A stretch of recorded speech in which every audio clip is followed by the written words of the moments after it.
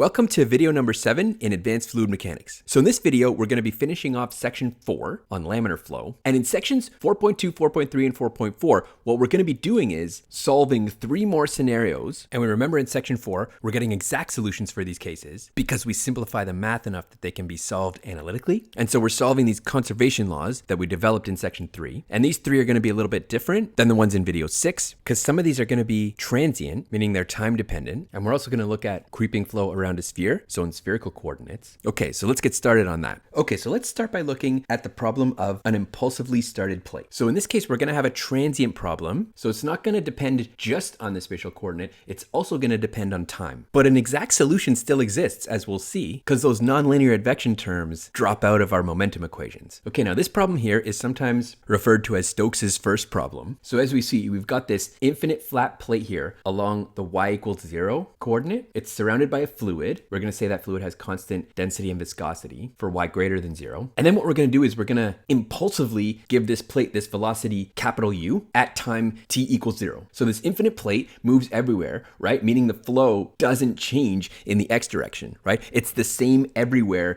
in this x direction. Now this time I've got the equations written out here. So this is the continuity equation for this scenario that we've described, and then the Navier-Stokes equations for this scenario. So if there's no change of the flow in the x direction, we can look at continuity. We can get rid of this term here, and that says this dv by dy=0, right? We've made a similar argument for this before. So because this is 0 means that v doesn't change with the y direction. Now we know, I'm going to show in this figure here, this would be flow in the v direction here, like that would be our v velocity. And I'm showing it here in the negative direction, so downwards. And we know at y=0 down here, that has to be 0 because none of that fluid can be crossing that wall. So because v is 0 there and v doesn't change in any y direction, therefore that tells us that v is 0 everywhere. Okay, now let's simplify the Navier-Stokes equation. So we remember this is our simplified momentum equation that we developed back in section 3. So we now have to keep the first term because it's an unsteady problem. So I'll just show one way in which we can cancel out these terms. We know that this is 0 because the flow doesn't change in the x direction. We've already said v is 0 everywhere, so that term goes, and we don't have w because we're only considering the 2D case here. We have to keep our pressure gradient. We're going to neglect gravity, so we're going to say that there's no gravity in the x direction. And we said we don't have a change of u in the x direction. We could have a change of u in the y direction, and we don't have any change in the z direction because we're considering 2D. So that's our x momentum equation, and that will simplify to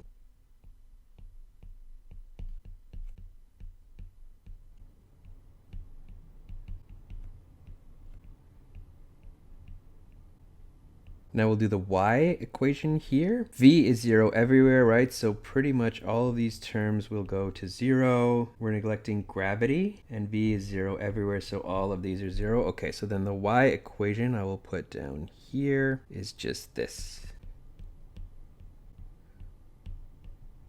Okay, so that y momentum equation says that p can't change in the y direction. P by dy=0. And again, we know that that density is not going to make that equation equal to 0, so the p by dy is what has to be 0 there. So that means that p is only a function of x and t. Okay, so that's what that one tells us. Now this can only be consistent with the x momentum equation, right? Same idea as before, like this term here can only be a function of x. So if our first term here and our last term here are going to be functions of y and t, that can only happen if this p by dx term is independent of x. So then if the pressure is maintained at the same level at x equals plus infinity and minus infinity, therefore p dx has to equal 0. Okay, so we don't have any change in pressure in the x direction in this question. So our governing equation therefore becomes, we can simplify our x momentum equation further, and it's going to be this here.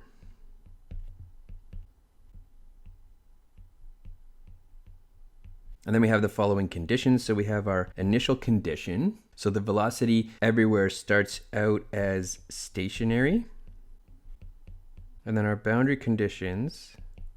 So we impulsively started this flat plate. So at y=0, for time t now, we have this capital U velocity. And we're going to put a far field condition as well that says that far from this plate, so at y=infinity and for all time, we're going to have a place where the velocity is 0. So we see that our differential equation is well posed because we have two boundary conditions for y and one initial condition for t, and we need to solve a first derivative in t and a second derivative in y. So we're good to go. Okay, now to solve this PDE, this partial differential equation, we can turn this into an ODE, an ordinary differential equation, by using dimensional considerations alone. Okay, so let's write out the solution as this functional relation. So we say u equals phi, which is a function of u, y, t, and nu.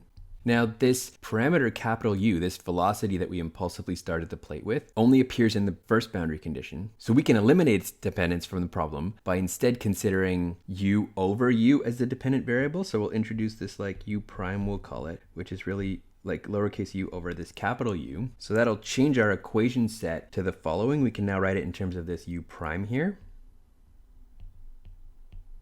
If we were to sub that in. And our conditions would be as follows.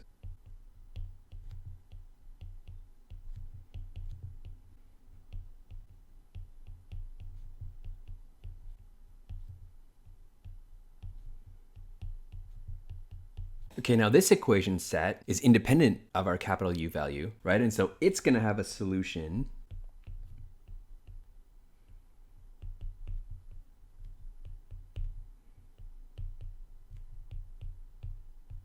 of the form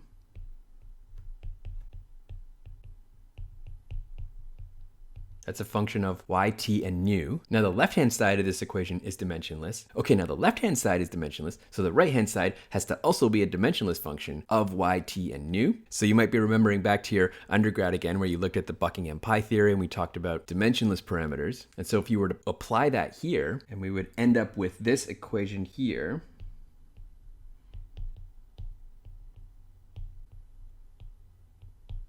so the only non-dimensional variable that can be formed from y, t, and nu is this y over square root of nu t. So we must have this dependence on these two parameters as the equation shows like this. Buckingham pi tells us we've got four variables in our initial equation. We've got two basic dimensions, right? Length and time. So 4 minus 2 means that we're going to have two dimensionless variables that are formed as is shown in this equation here. And we can call that grouping of terms eta. So we could further write this equation like this.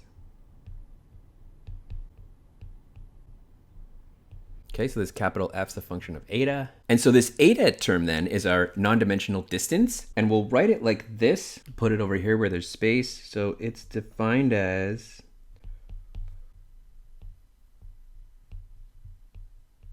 this, where we've just added that factor of 2 because later on it's going to make our algebra more simple because you can add these factors into your dimensionless parameters as much as you like. Okay, that's totally fine. Okay, so now we've seen that our solution, which we remember is our velocity, is a function of eta, and I'll write that on this slide too so we have it. Okay, so basically we see that what's happened is we went from the velocity being a function of 2 dimensions to being a function of 1, just this eta now, right? So our dimensionality went from 2 to 1. And that's because of the absence of scales for length and time. Okay, now we can use that to simplify these equations. I mean, basically u equals UF, right? And then we can sub in. And so I'm showing at the right here what each of the terms from this, our original governing equation, become when we sub in, right? So we can sub in, and then F is only a function of eta. So this, the prime on this term right here, I'll just note is actually a dF by d eta. That's what we mean by that prime there. So then we can take di eta by di t, and we simplify that di u by di t to this expression here. Do a similar process. We can sub in again for di u di y and eventually lead us down to the second order partial differential. All the steps are there again, right? So you can follow these substitutions. Eventually we end up with that term there. So when we sub those in to here, right, we end up with this expression here. That's our new governing equation. And that's now an ordinary differential equation, an ODE, right? Just right off to the side here, a reminder of what eta is. So we have it here. right? So when t is 0, that eta would be infinity. So that's this condition here. We'll note that that is also this condition here. So these two conditions simplify to that one condition. You'll see when you sub in that second boundary condition, you get the same thing. And that's to be expected because the original equation was a PDE and needed two conditions in y and one condition in t, whereas this is a second order ordinary differential equation. So we need only the two boundary conditions to solve it, right? And then this one here simplifies to this, our second condition here, right? So now we have our governing equation, our ordinary differential equation, and it's two conditions right there. Okay, now we're gonna find our similarity solution. And after we do this, I'm gonna talk a little bit more about similarity solutions from a general standpoint as well. Okay, so we'll start by, I'll just note so it's really clear what's going on here, that this f double prime is also the derivative of f prime with respect to eta, to make it explicit. So we can actually separate and integrate this expression. So we end up with this on the left-hand side. And that'll be our right-hand side now. So we can integrate that. And we'll end up with this.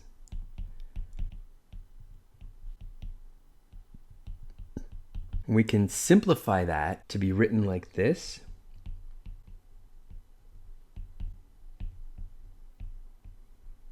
Where a is our constant of integration. So we can integrate again.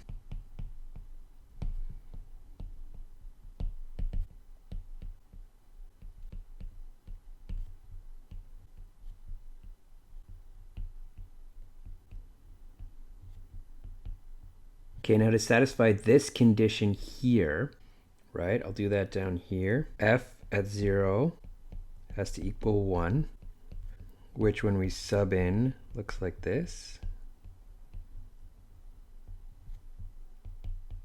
So therefore b equals 1, right? So this condition here, then I'll solve that down here.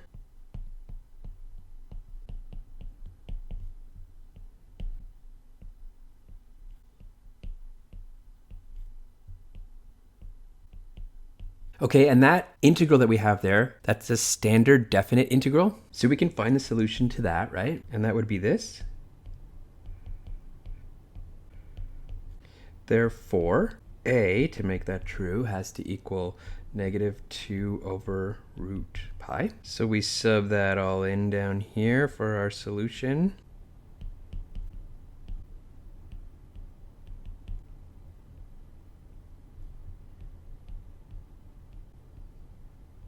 Okay, now we can recognize this as the error function. Okay, the error function you can find anywhere on the web or in math handbooks. And that is this, just to be explicit here.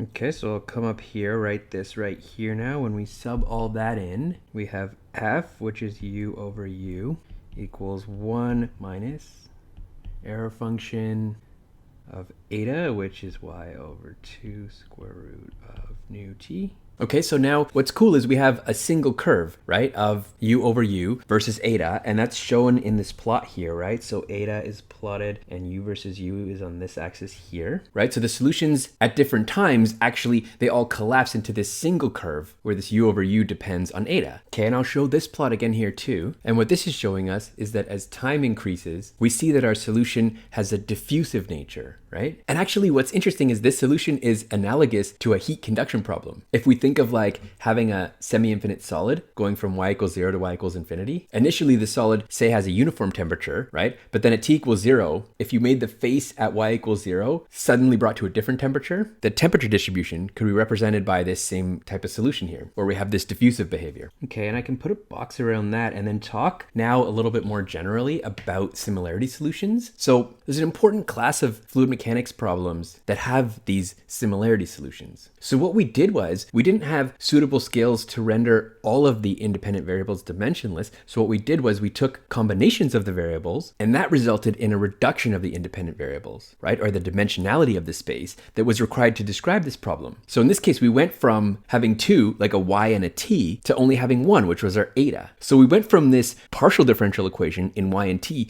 to an ordinary differential equation in eta, which dramatically simplified the problem, right? And then we see that the solutions at different times are what we refer to as self-similar, in the sense that they all collapse into this single curve if you scale the velocity by u, and if you scale y by this 2 root nu t term that we had. And so these similarity solutions exist in situations where there's no natural scale in the direction of the similarity. And so, like in this problem, for example, the solutions at different t and y values are actually similar because no length or time scales were imposed through these boundary conditions. So like you wouldn't have similarity, for example, in a case where like your boundary conditions change after a certain time, right? Because that introduces a time scale into the problem. Also, if the flow was bounded above by like another plate at y equals, say, some b value, right? There wouldn't be a similarity solution there as well. And so yeah, this is another example of where we can greatly simplify the equations we're working with and get a solution that describes our flow. Okay, so let's look at some other solutions here.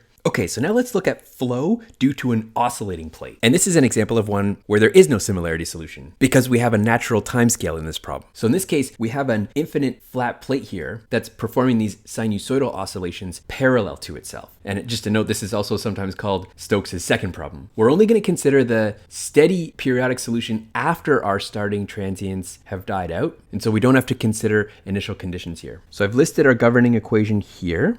You might recognize that as the same one we just solved in the previous example, which we would get in a very similar way, right? Using our momentum equation or Navier-Stokes. And then we have the following boundary conditions. Okay, so at this like y equals 0, we have this plate, and then that plate has these sinusoidal oscillations in that x direction. So our velocity in the x direction has this sinusoidal velocity imposed on it at the plate, right? That's what the plate is doing. That's the plate's movement. And far away from this plate as y goes to infinity, we'll say that the solution has to be bounded. Okay, now we know that in the steady state, the flow variables have to have a periodicity equal to the periodicity of our boundary motion, right? That has to be true because we're imposing that with the motion of the plate. So to solve this then, we can use a separable solution that has the form as follows.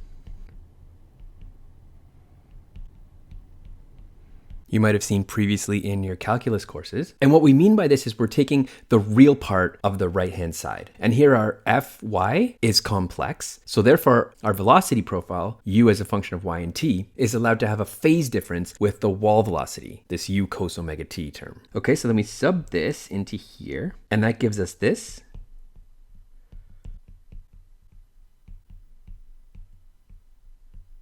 Which is an equation with constant coefficients. So it has to have exponential solutions. So we'll sub in a solution form like this.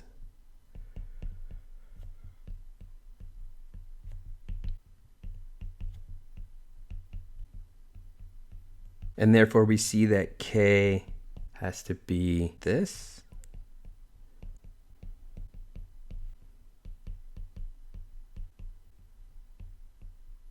Where we've used the 2 square roots of I, right? And this, again, you're probably familiar with this method from your previous calculus courses. So we use these 2 roots then to get the solution to our equation, which can be written like this.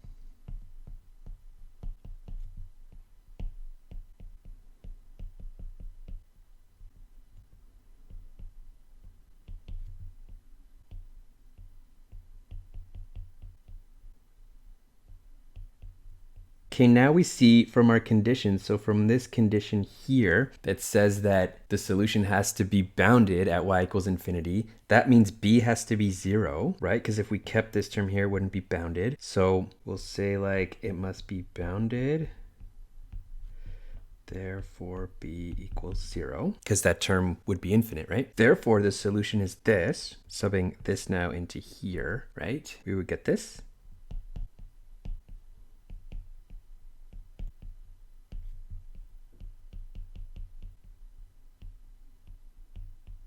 Okay, now our surface condition here, we can apply to see that when y equals 0, right? To make this equal, so I'll write surface condition. You might be able to see this, so A has to equal u, because the real portion of ei omega t is cos omega t, so therefore A equals u, right? Okay, so we sub in, and then we take the real portion of this equation here. So our velocity distribution looks like this then.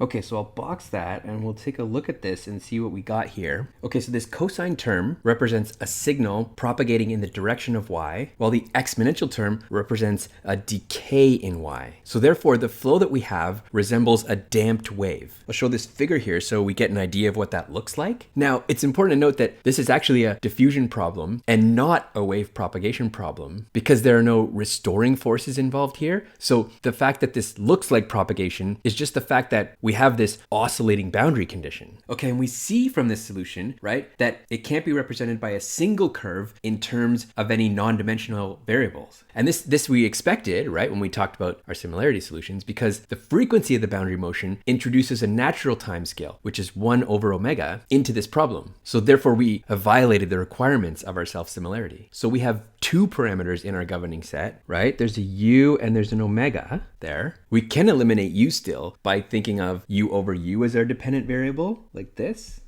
And therefore, the solution would have a form like this. And now we see that there's 5 variables, right? So if we think back to our Buckingham pi, we have 5 variables, 2 dimensions are involved. So then we would end up with 5 minus 2 would be 3 dimensionless variables in the end. So if we were to do this dimensional analysis,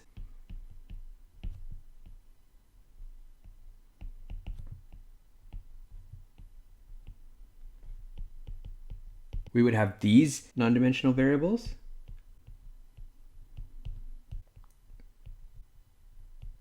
The same ones, of course, that have shown up in here in our solution, right? Which is good. And our self-similar solutions, however, would exist only when there's an absence of these naturally occurring scales that then require a reduction in the dimensionality of the space. And this problem, again, you might have seen in a heat transfer class, is analogous to heat conduction, right, of a semi-infinite solid, which is subjected to a periodic fluctuation of temperature. Okay, so the solution you would get from that, which is analogous to the one we have here, has been used to estimate the effective eddy diffusivity in the upper layer of the ocean from measurements of the phase difference. So that's like saying the time lag between these maxima, between the temperature fluctuations at 2 different depths, generated by the diurnal cycle of solar heating, right? So that's the daily cycle we have of heating. It's like a periodic fluctuation of temperature at the boundary. Okay, so the solution would be the same to that problem. And you get temperature profiles that look like this, which is pretty cool, right? Okay, so let's go do one more solution. Okay, so now we're going to look at creeping flow around a sphere. And by creeping flow, which is also known as Stokes flow, we're considering that the inertial forces are small compared to the viscous forces, right? So this is a low Reynolds number flow, and Stokes first solved for this. So we're considering a sphere with radius of A placed in a uniform stream, U, as shown in this figure here. So the fluid's flowing around this sphere. So the problem is axisymmetric. So the flow patterns are identical in all the planes that are parallel to U and that pass through the center of the sphere. Since we have a low Reynolds number, we can neglect the inertia forces and solve the equation given here. A little note that in spherical polar coordinates, this operator here is actually the curl operator. So it's not the Laplace operator. We're actually saying that this is the square of the operator, not the biharmonic, okay?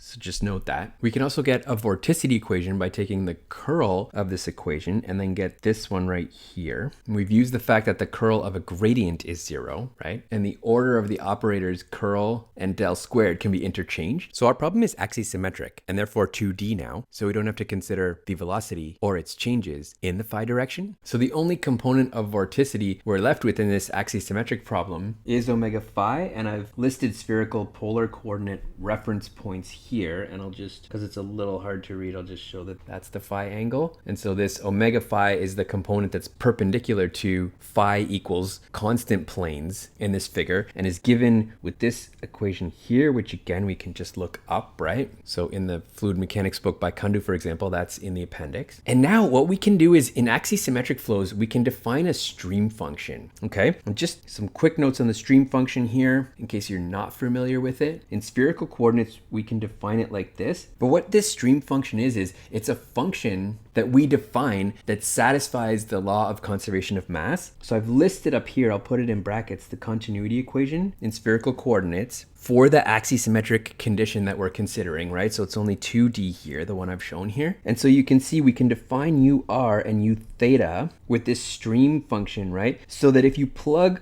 this in here and this one in here, right, you automatically satisfy the continuity condition. So that's what this stream function is, right? And it's actually called a stream function because d psi equals 0 along a streamline. So from this stream function, you can get these streamlines. So anywhere psi equals a constant, that's a streamline in the flow. And different values of the constant give different streamlines. Okay, so one reason you use a stream function is to get your streamlines, but actually the reason we're using it here and the reason it's commonly used is because it decreases the number of equations that need to be solved, right? Similar to the previous two examples that we did, we're trying to simplify the math as much as possible. So we then, by subbing it in, right, we sub in these here and here, right? And we get this equation here, which we can see now has been simplified to have this single unknown stream function that we now need to solve for, right? And so that, in essence, is what our stream function does for us, okay? And this is our governing equation here. So if we sub this into here, we essentially combine these equations. We end up with this one over here. So this right here now is our complete governing equation, and the boundary conditions based on our physical problem, right? So we have zero velocity in the r direction at the surface because no fluid is able to pass through the solid sphere, right? And you theta 0 at the surface because of the no slip condition. So they're both 0 at the surface, which leads to these two conditions here. And then we have uniform flow at infinity, right? So this distance away from the sphere, we're going to have a uniform flow, right? Far enough away from the sphere, we're saying that the sphere is not going to influence the flow, which we know to be true. And this expression here comes from the fact that we know the stream function for uniform flows in spherical coordinates. And so this function right here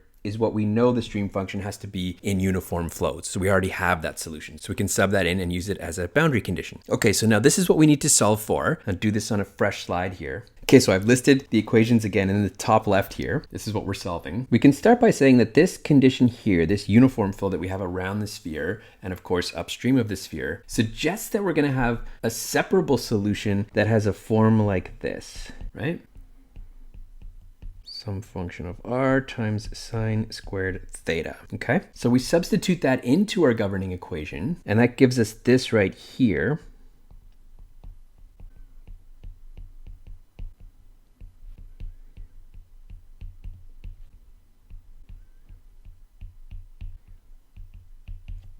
Okay, now this has a solution that we know, right? So the solution to this is the following for f.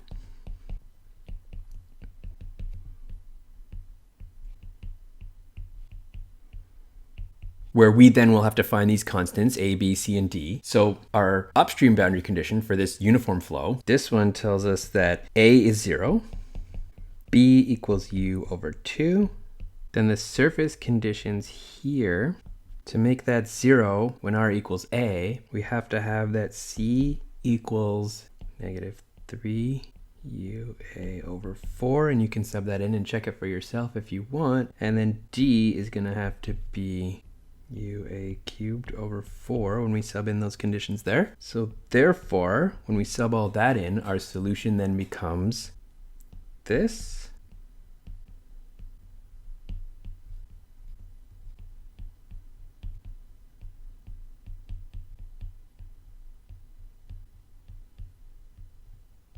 And then that is our stream function, right? So from this, we can sub this back in and we can get ur and u theta now that we have this expression, right? So we can get what ur equals.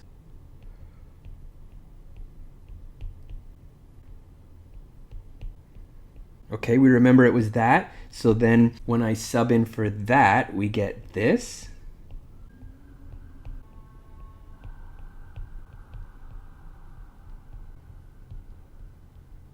U theta, the expression was this. So when you sub in, you end up with this.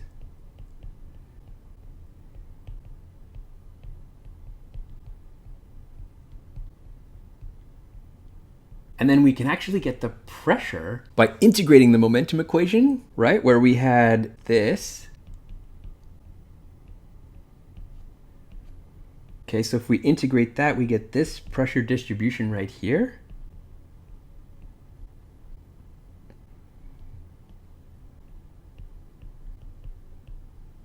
And the pressure distribution is shown in this figure here at the bottom right. So we see the pressure is a maximum at this forward stagnation point where the fluid hits the front of the sphere, right? We have a pressure spike. It equals 3 mu u over 2a. And then it's a minimum at the rear stagnation point down here, right? Off the back of the sphere, where it equals negative 3 mu u over 2a. Okay, all the things that we can solve for once we have this velocity profile is pretty cool. We can actually go ahead and get the drag force on a sphere too, which is really valuable for us. So I'll actually show you how we could do this. The force per unit area normal to a surface whose outward unit normal is n, we can write like this.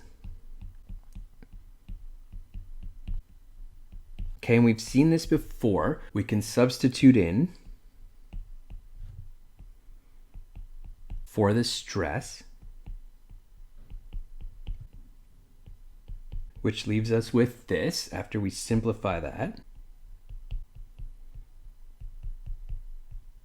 Okay, so tau ij we remember is our total stress tensor, and sigma ij is the viscous stress tensor. So the component of the drag force per unit area in the direction of the uniform stream can therefore be written like this. So this is the component of the drag force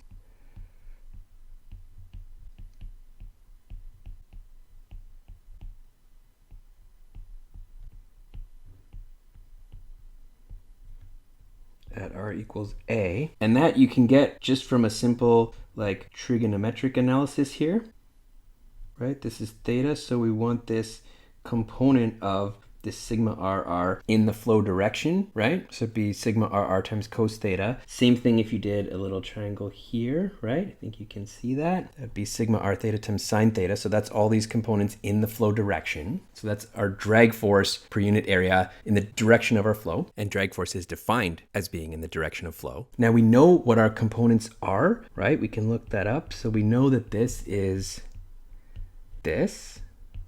And again, we have the velocity profile, which is really powerful, right? So when we sub in for that, we get this.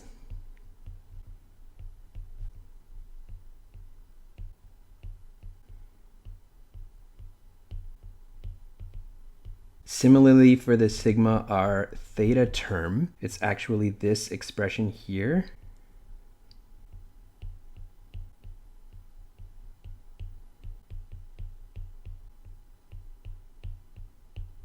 Hopefully you can see that there. You can look that term up, right? Also, and then when we sub in with our velocity profile for those differentials, we get the following, which again is a really good exercise if you want to go ahead and plug that in and just do the math yourself. So then I need a different color. I will sub this, right, and this into this expression here and here. Okay, so what we end up with for that is the following.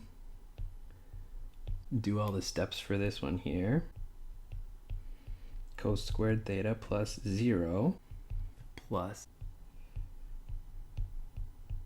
and that one's times sine squared theta. I'll squeeze it in there. Okay, so when you add all those up, you end up with this. And to get the drag force then, you multiply this by the surface area, right? Because this is the force per unit area in the direction of flow. So we take 4 pi times a squared, the surface area of the sphere. So I'll just make a little note of that. Multiply by 4 pi a squared. And then d will denote our drag force is going to be 6 pi times mu a u. Which is pretty awesome, right? I haven't really boxed anything, but these are the velocity profiles. We definitely really care about those. The pressure distribution is important too. This drag force can be boxed. All these are results of the analysis that we've done here. So that's pretty cool. And we have this drag force, which is for our laminar creeping flow situation. And we can see here something you also might have seen in your undergrad fluid mechanics. 1/3 of this drag force is pressure drag and 2/3 is skin friction drag. So at this creeping flow, more of the drag is due to the skin friction drag. Okay, it's nice to see that this drag resistance in a creeping flow is proportional to the velocity, okay, which is actually known as Stokes' law of resistance. And I know I'm running out of space, but just forgive me for this. This drag force, what we can do, and again, you probably saw this in your undergrad class, is we can get a drag coefficient where we non-dimensionalize the drag force and our projected area pi a squared, right? And so therefore we would have this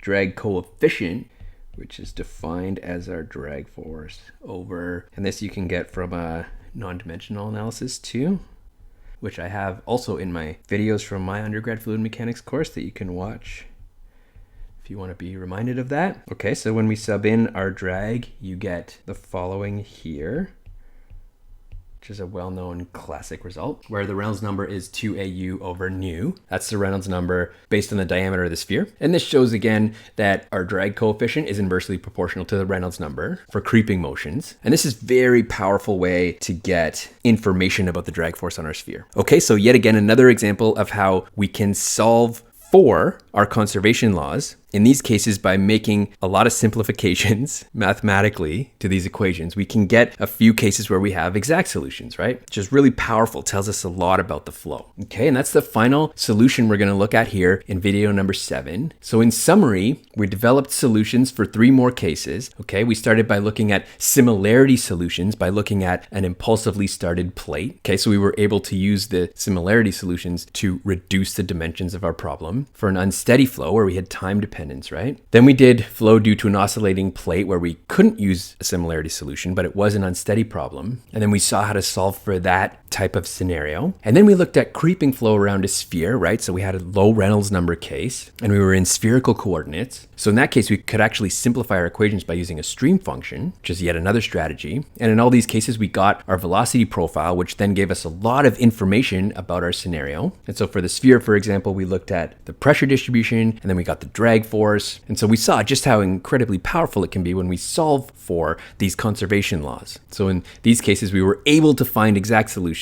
just because we were able to simplify them so much. Okay, and that's what we did in section 4. And I'll close by making a comment that, as in many fields, these analytical solutions to the fluid flow problems are really useful in understanding the physics of what we're seeing. But it's probably true that most of the problems that it's possible to solve analytically have already been solved. Okay, so in order to look at more complex fluid flows that we need to understand and advance our knowledge in the field, we probably need to move to approximate techniques. Okay, with a very common one being CFD, computational fluid dynamics, where we numerically solve these solutions. Okay, so that's something to keep in mind. So that's the end of video number 7. Thanks for watching.